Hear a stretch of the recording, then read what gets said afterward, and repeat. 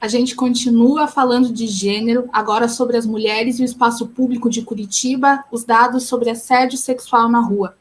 Quem apresenta agora é a Adriana Baggio, ela é doutora em comunicação e semiótica pela PUC de São Paulo, professora na Universidade Positivo, e ela conduziu uma pesquisa sobre assédio sexual na rua durante o estágio pós-doutoral do Programa de Pós-Graduação em Tecnologia e Sociedade da UTF-PR. A Adriana trata desse assunto em vários formatos, como artigos científicos, artigos na imprensa e capítulos de livros.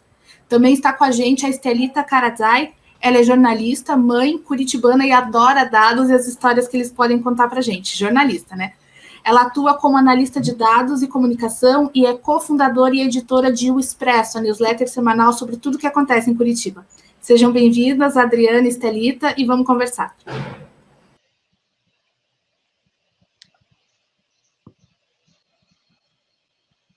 Bom dia, Adriana, prazer falar aqui com você. Está todo mundo me ouvindo bem? É sempre essa pergunta inicial. Então, bom dia, pessoal. Eu só queria fazer uma correção. Eu sou professora de um curso de especialização na Universidade Positiva, que é em Comunicação e Cultura, e lá eu ministro uma disciplina chamada Espaço Urbano, né? Então, já que circunscreve um pouco o meu interesse. Alguns dados do que eu vou apresentar aqui, eles foram coletados pela equipe do Expresso, e eu tenho, né, trabalhado em parceria com o Expresso nisso, ajudando a contar um pouco dessas histórias com esses dados levantados. Acho que dá para passar, Estelita, por favor. Eu passei aqui, mas não está indo. Marco, você pode ajudar a gente? Aí, obrigada. Pronto, obrigada. Bom, um dos principais desafios que a gente tem em relação ao assédio sexual de rua, a gente entender a questão da mensuração, né? Então, eu até ouvi essa semana uma frase muito interessante, né, de que um problema ele só é reconhecido como problema a partir do momento em que ele é quantificado e territorializado. Então, como é que a gente faz para quantificar o assédio sexual de rua e como é que a gente faz também para territorializar, para ver onde é que essas coisas acontecem e o que isso indica, né? Muito do que a Aide comentou na fala anterior. Muito bem, então, onde encontrar dados de ocorrência do assédio e depois como caracterizar o tipo do assédio? Porque quando a gente vai medir alguma coisa, a gente precisa entender o que a gente quer medir. Então, a gente primeiro trabalha com alguma definição, né? Essa questão do deslocamento que a Aide comentou sobre o que é considerado trabalho tem um profundo impacto nas estatísticas de mobilidade das mulheres, como ela falou. E quando a gente fala de assédio, a gente tem um pouco esse problema também, mas vamos deixar essa parte para o final. Bom, até 2018, os casos de assédio, eles ficavam num vácuo entre uma simples contravenção penal ou os casos de estupro, né? Então, teve um caso específico em São Paulo que levou, né, agilizou a promulgação da lei de importunação sexual.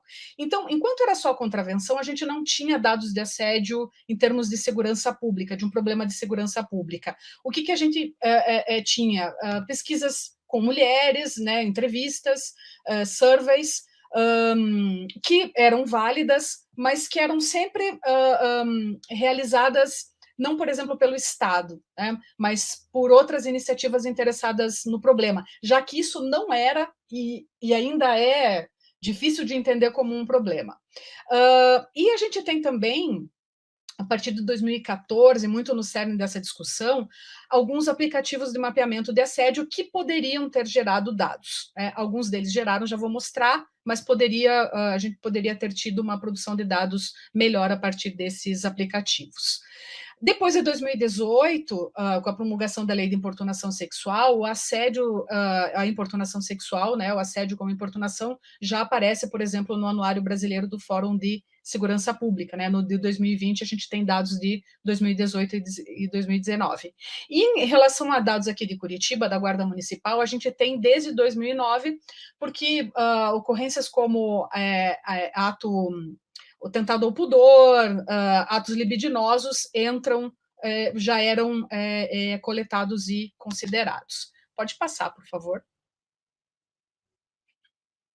Bom, o que a gente tinha, então, esses aplicativos entre 2014 e 2019, né? O mapa chega de fio-fio da Think Olga, que produziu dados, já vou mostrar alguma coisa, um aplicativo chamado Assédio Zero, que foi idealizado pela Microsoft num caráter muito oportunista, servia só para, na verdade, dizer onde que as mulheres não deveriam circular. O Clique 180, que foi uma iniciativa da ONU com governos, então Curitiba teve um período de funcionamento, porque ele era relacionado também aos locais de atendimento a vítimas de violência, né, mas colocava muito o assédio como uma questão puramente estrutural, então uma questão de ponto de ônibus mal iluminado, rua sem iluminação, que é um agravante, mas a gente vai ver que não, né, não é a rua mal iluminada que causa assédio, são pessoas que assediam. O Sai Pra Lá, que foi uma iniciativa de uma cidadã que já tentava caracterizar um pouco mais o assédio do ponto de vista, né, da mulher, da pessoa assediada, não só naqueles atos mais graves. E o Chega de Fio-Fio, ele possibilitava também a geolocalização, o indicativo de perfil das pessoas assediadas. Pode passar, por favor.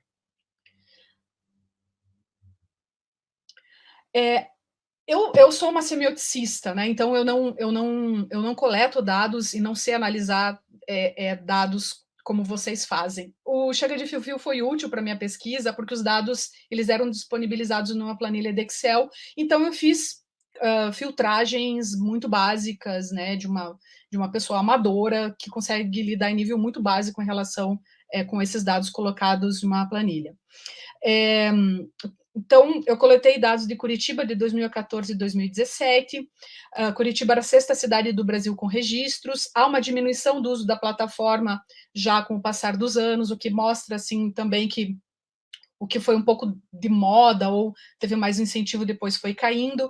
E, apesar de não ser uma amostra representativa, o que a gente conseguiu, né? 70% dos registros eram de mulheres entre 15 e 19 anos, a questão da juventude.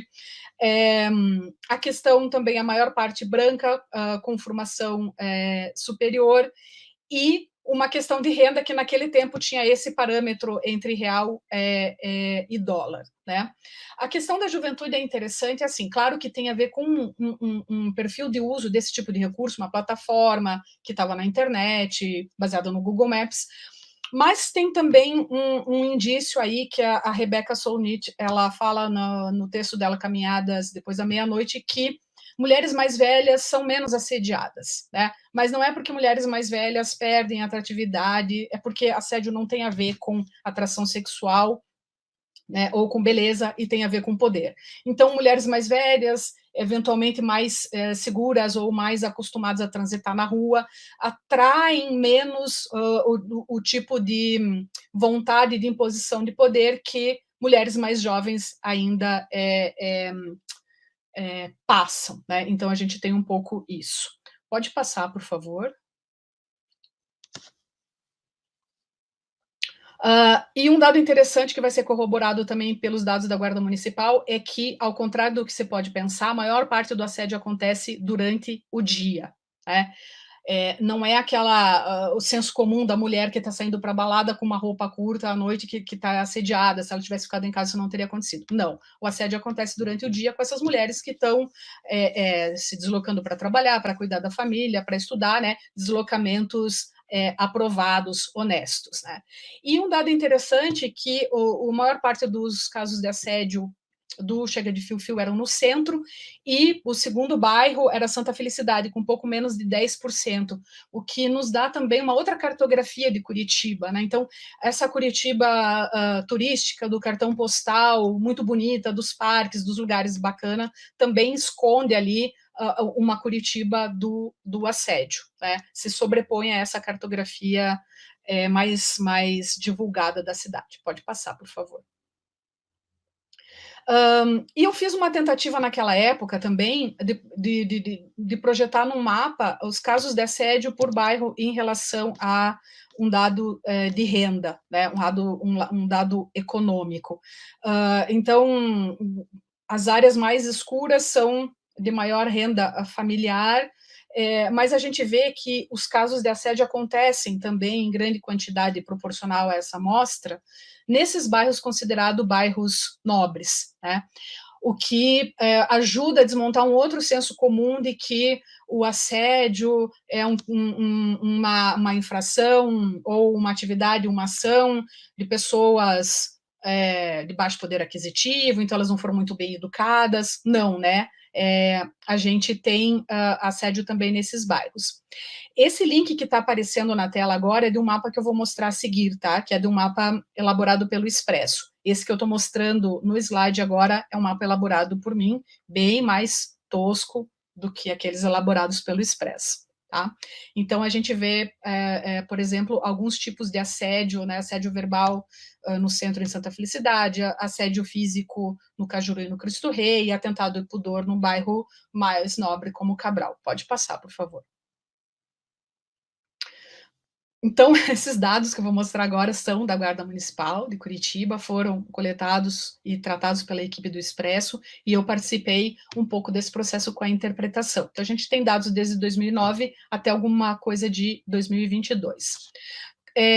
Quando a gente observa na linha do tempo, né, onde tem essa estrela ali, é 2020, a gente tem uma queda do número de assédios, de registros de assédio pela Guarda em 2022, em 2020, né, no primeiro ano da pandemia, mas quando as coisas vão abrindo, as pessoas voltam para a rua, esse número de assédios, de registros de assédio já aumenta, tá? O número bem baixo de 2022 é por conta que a coleta ainda é parcial. Esse gráfico, ele só dá alguns insights, né? Porque a gente também não sabe exatamente como essa coleta da Guarda acontece, mas a gente tem, antes da pandemia, meses, por exemplo, em que aparentemente você tem mais casos de assédio, como final do ano, novembro, ou dezembro, ou fevereiro, que poderia ser carnaval, e menos casos no inverno. Mas às vezes a gente tem uma variação, né? Então, nessa linha, a gente tem ali um mês de agosto em 2015, com muitos casos de assédio, né? Então, valeria a pena investigar, cruzar com outras informações. Pode voltar, por favor. Isso, obrigada. E a gente tem também, mais para o final, aquelas linhas vermelhas tracejadas em relação aos dados durante a pandemia. Então, nos períodos de maior... quando a pandemia aumentava, né, a maior quantidade de contaminação de mortos, os deslocamentos baixavam, mas depois logo voltavam. Pode passar, por favor. Eu estou contando o meu tempo, gente. No meu tempo aqui eu tenho 12 minutos, tenho 3 minutos ainda. Tá? Estou com o meu cronômetro. Bom, o que a gente tem também com relação a ocorrências por bairro e por turno? A maior parte no centro, em bairros muito populosos, como no Boqueirão, e depois na pandemia no Sítio Cercado. De novo, a maior parte dos casos acontece durante o dia, né? A madrugada, que seria a da balada do senso comum, são menos casos. E a gente tem nessa tabela um caso específico da SIC, da Cidade Industrial, com muitos casos à tarde, que também valeria a pena investigar. Pode passar, por favor. O que a gente vê aqui, essa planilha mostra, um dado interessante, é que durante a pandemia, a circulação, por exemplo, no transporte público diminuiu. Então, os casos de assédio também diminuíram. Mas os casos, em termos proporcionais por equipamento urbano, os casos aumentam no entorno das unidades de saúde e nos parques e áreas verdes, que eram os lugares onde as pessoas precisavam ir ou poderiam ir, no caso, as mulheres. Como as mulheres são mais responsáveis pelo trabalho de cuidado, as mulheres também frequentam mais essas unidades de saúde, e vejam que onde a mulher vai, o assédio vai atrás, né? Então, não é que a mulher vai em lugares onde tem assédio, não. Onde a mulher vai, o assédio acompanha. Pode passar, por favor. Esses 4 mapas que tem agora, que eu vou pedir para passar, são esses que estão no link do chat. Então, todos esses cruzamentos aí feitos pelo Expresso estão nesses mapas, vocês podem consultar depois. Pode passar, por favor. Pode passar. Pode passar. E pode passar. E agora, para terminar, então, o que é assédio sexual de rua? Que desafios a gente enfrenta, né? As configurações são diversas, não é só o toque, tem a questão do olhar, a questão verbal. Eles não são denunciáveis, mas eles são igualmente prejudiciais para o direito à mulher ao espaço público. Um oi pode ser mais do que um oi, pode ser assédio. Então, se você tem um cara que ele só dá oi para uma ou outra mulher, e não para todo mundo que está passando na rua, qual que é a intencionalidade, né, dessa interação? E outra coisa, você tem uma moça, por exemplo, que sai do seu bairro de ônibus para o centro para trabalhar ou estudar, e ela escuta 30 ois nesse trajeto, né?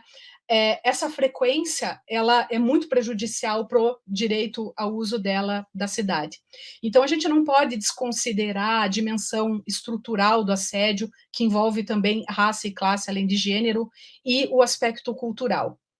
E para a gente pensar como que os dados também de outras fontes podem contribuir também para a mudança da cultura do assédio, que é isso que a gente precisa prestar atenção. Muito obrigada. Muito obrigada, Adriana, que bacana a sua apresentação, com múltiplas fontes aí, você se diz uma semioticista e leiga em dados, mas acho que sua pesquisa é bem profunda, assim, né, nos dados, e é muito, muito bom trazer essas informações. Para tentar manter a conversa aqui, o debate dentro do nosso tempo exíguo, eu queria primeiro trazer uma pergunta, uma indagação minha, sobre esse nível de ocorrências, né, de assédio sexual ao longo dos últimos 12 anos, que a gente tem aí na planilha da Guarda Municipal, né, que na prática ele se mostrou estável, né, assim, ao longo dos últimos anos, mais ou menos o mesmo quantidade de casos registrados por ano.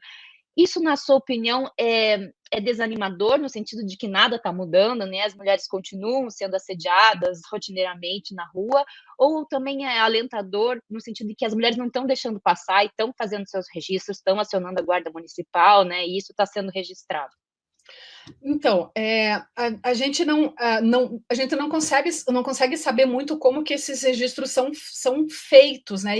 E como que a Guarda Municipal atende. Eu não posso, como é que eu vou dizer, criticar o trabalho da Guarda, porque eu não conheço, mas a gente sabe, né? A gente tem histórico de dificuldade das mulheres terem suas denúncias de assédio acolhidas pelo poder público, né, de segurança pública, por exemplo, em delegacias, inclusive delegacia da mulher. Então, esse é um fator que a gente não sabe muito bem como que esses dados chegam. Mas com esses que a gente tem aí, eu não sei se eu não sei se é animador, porque eu acho que tem muita subnotificação. Né? Então, a lei da importunação sexual é importante porque ela caracteriza, né? Ela recobre uma atitude e diz que ela é crime, mas veja, são só casos assim muito graves de assédio que são caracterizados como importunação sexual. Então, assim, a partir do momento que tem a lei, será que um paradoxo é que outros tipos de assédio menos graves acabam tendo menor acolhida? Né? Hoje eu vi no jornal de manhã o caso de novo de um motoqueiro numa cidade que passou a mão numa mulher. Então, essas coisas têm muita visibilidade e daí parece que só isso é assédio e que as outras coisas não são. Né? Então, eu acho que há dois lados, né, desses dados. Talvez a gente tenha ainda muita subnotificação, como sempre teve, como uma outra face de existir agora uma caracterização de certos tipos de assédio. Uhum. E o interessante é que depois da lei de importunação sexual, em 2018, os casos também não oscilaram para cima nem para baixo, né? Enfim, na soma total, eles continuaram constantes, né, Adriana, aqui em Curitiba. Porque, assim, a gente teve casos de assédio desses graves, né? Mesmo com a lei de importunação sexual, mesmo com a delegacia da mulher, mesmo com tudo que está se falando, e, assim, não foi considerado, né? Então, eu acho muito, muito complicado. E para a pessoa que passa por isso todo dia, será que ela vai, né?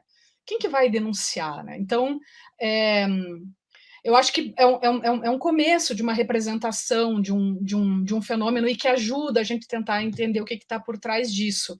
Mas a gente não pode confiar, por exemplo, cegamente nessas baixas, nessas quedas, né? Acho que a gente tem que investigar outros fatores também.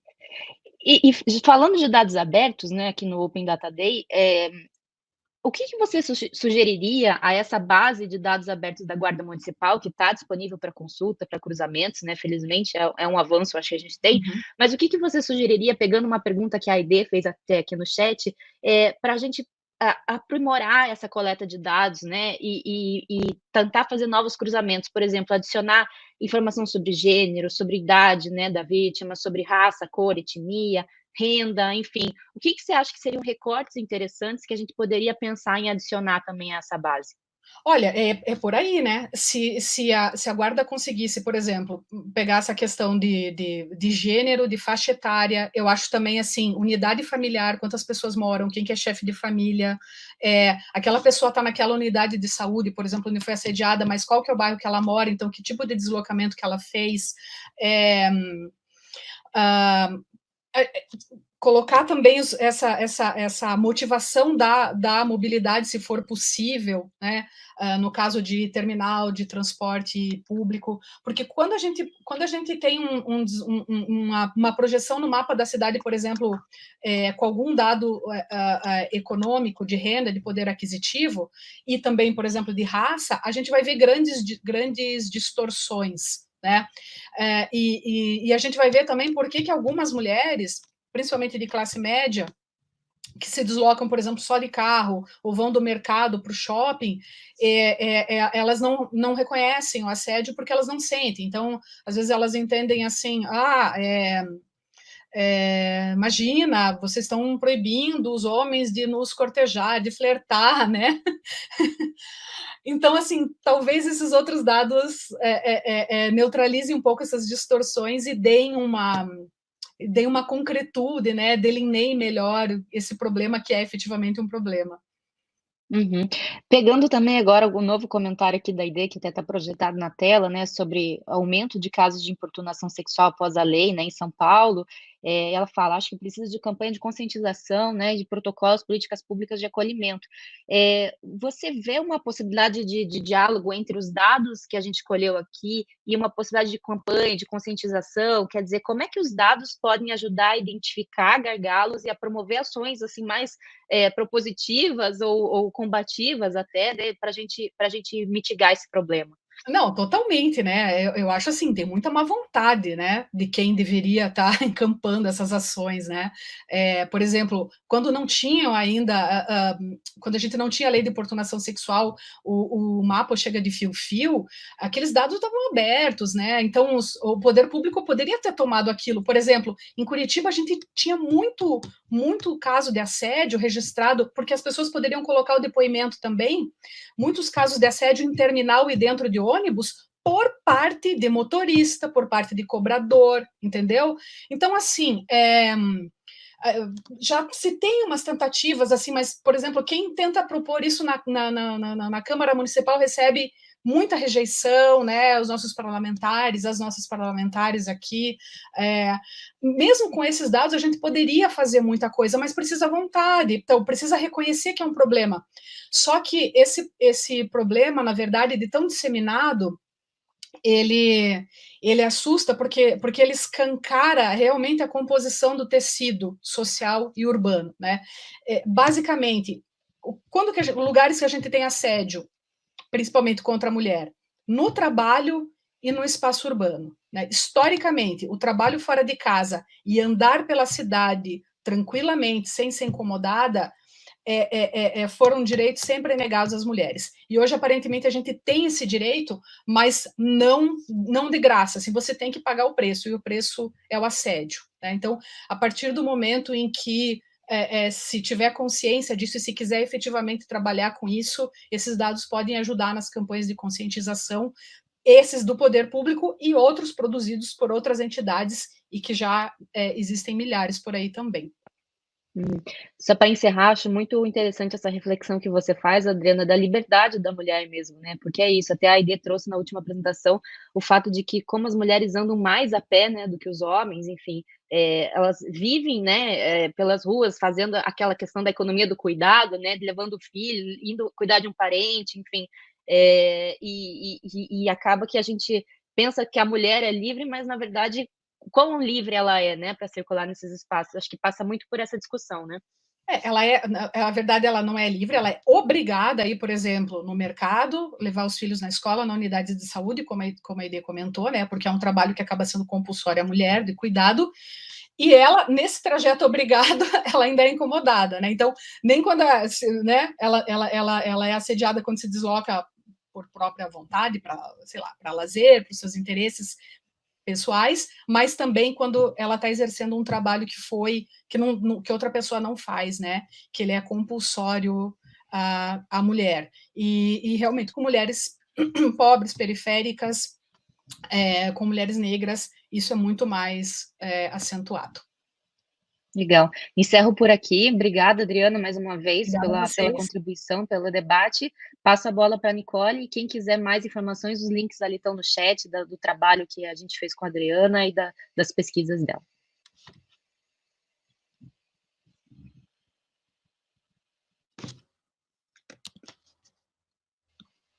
Você está no mudo, Nicole.